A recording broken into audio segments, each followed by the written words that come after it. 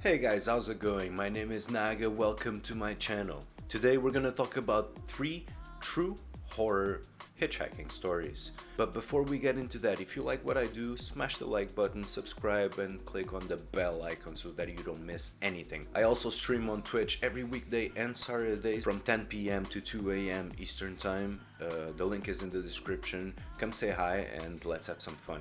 Anyway, no more chatting, let's get right into the video.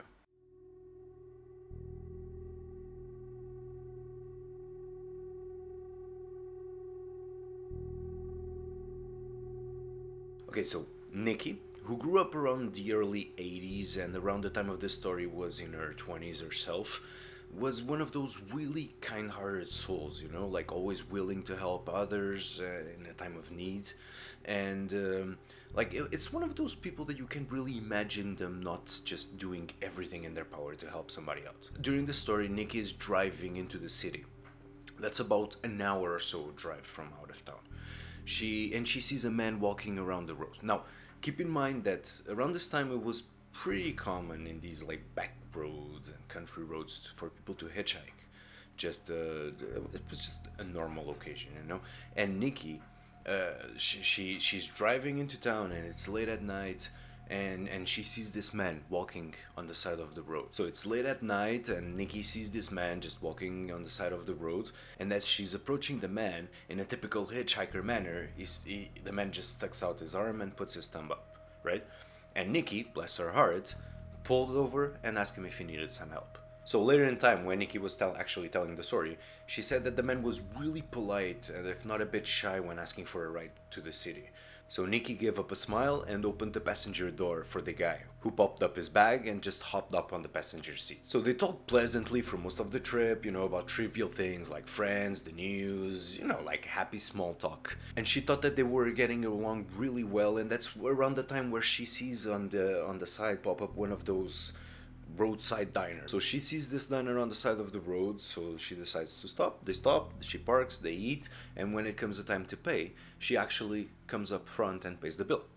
And now, later, Nikki would say that the man at this point got really flustered and awkward when she paid, but one of the things they talked about on the ride was that the man actually had a little bit of financial problem.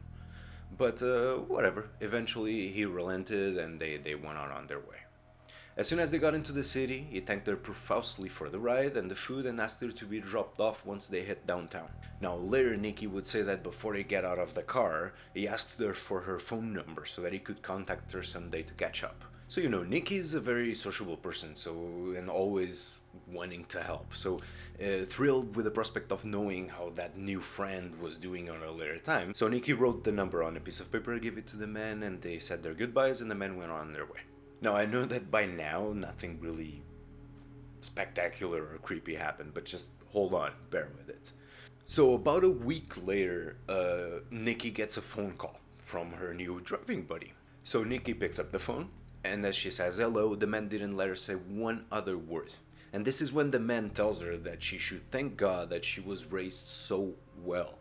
Because when he first got into the car, he was planning on raping and murdering her once they got to that pit stop.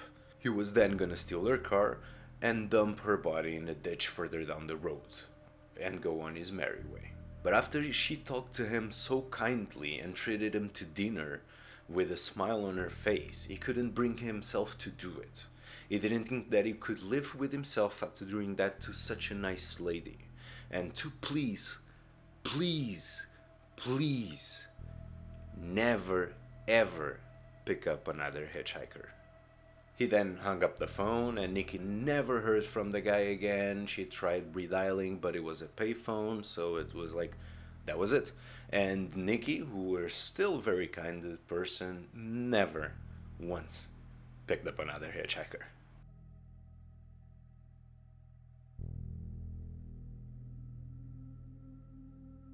So in the late 70s, for the sake of the story let's call him Ben, was studying medicine at the University of Chicago. After a morning class, Ben decided that he would hitchhike back home to Lincoln Park on the north side instead of pay for a taxi. A man drove up in a Plymouth Satellite and offered Ben a ride. The man looked normal and seemed friendly, light-hearted even, So Ben got in the car and they started driving towards Lakeshore Drive. However, once they got there, the man drove south on Lakeshore instead of north towards Lincoln Park.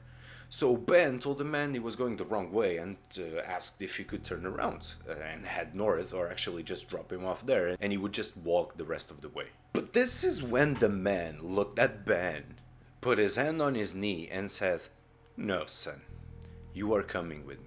So at this point, Ben froze in panic, and when they hit the traffic light near the South Shore, he just, without thinking, he just unlocked the door of the passenger door and just jumped out of the car without even like completely stopping and ran away without even looking back. And that was it. Like he just ran away, not even thinking of what just happened. So a year or two after this, Ben was just having coffee in a cafe with his future wife when he caught something on the TV that made his blood run cold. So he saw the man that had picked them up from school that day. He had been arrested for the suspect of rape and killing of over 20 young men and boys. So the man on the television was John Wayne Gacy, one of America's most known serial killers, also known as the Killer Clown.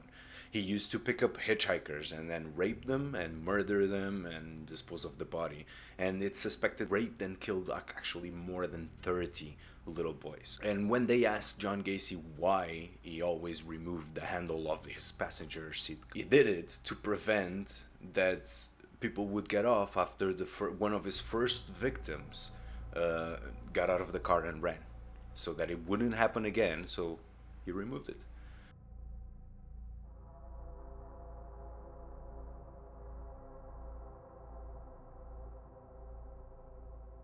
So when Mark was 17, he didn't have a driver's license. So we walked most places, occasionally catching rides with friends, and less occasionally, hitchhiking. So the night in question was one of those seldom seen occasions when Mark decided to hitchhike. Now, mostly when Mark would hitch a ride, he wouldn't get in the car if it was just a man. He would always choose either a lady or a man with a wife or a girlfriend or kids in the car.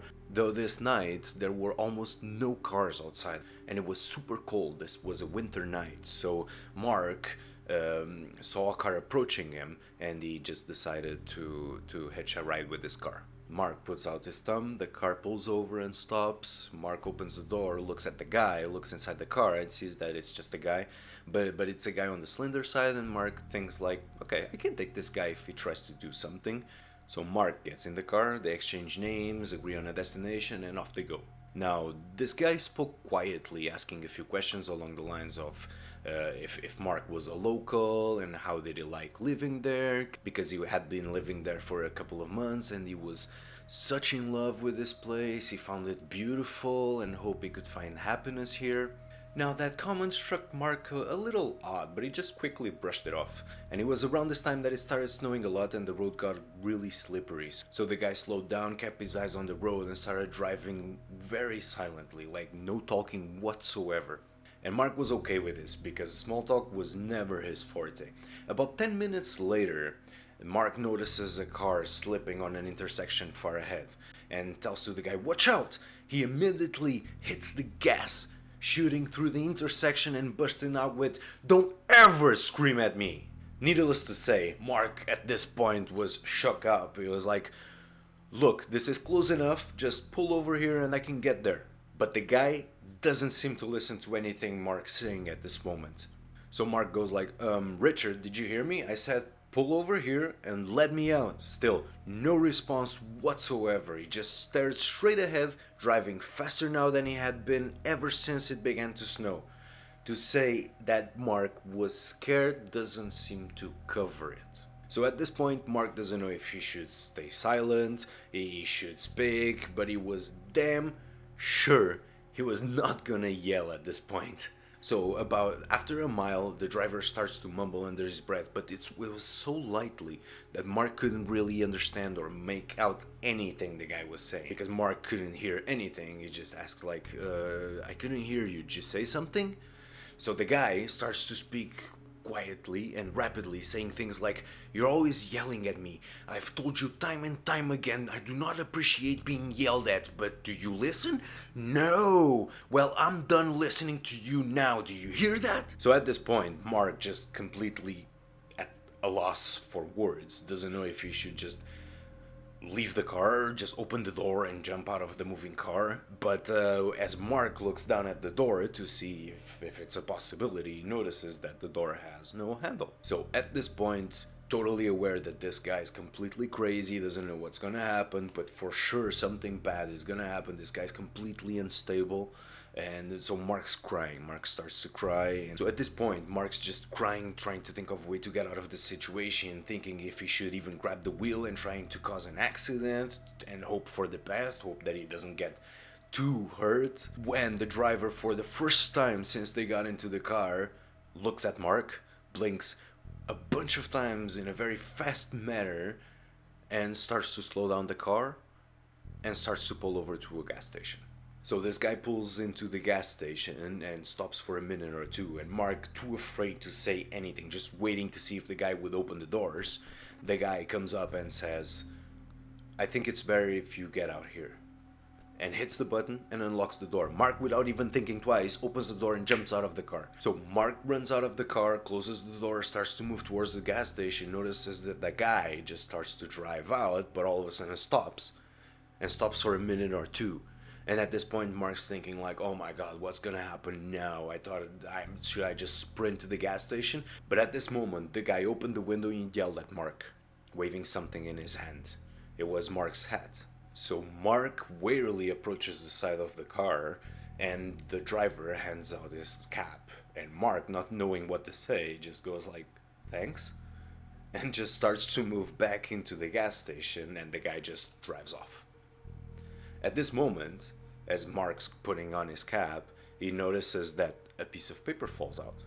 He opens the piece of paper and there's a folded up $100 bill in there. And in the piece of paper, it said, "I'm sorry, please take a taxi and don't hitchhike anymore this night." So needless to say that Mark didn't hitchhike anymore that night or ever since this story. Alright guys, that was the video. I hope you guys liked it. Leave me a comment below and tell me what you think or what you want me to talk next time. Thank you for watching. I really appreciate it. And I'll see you guys next time.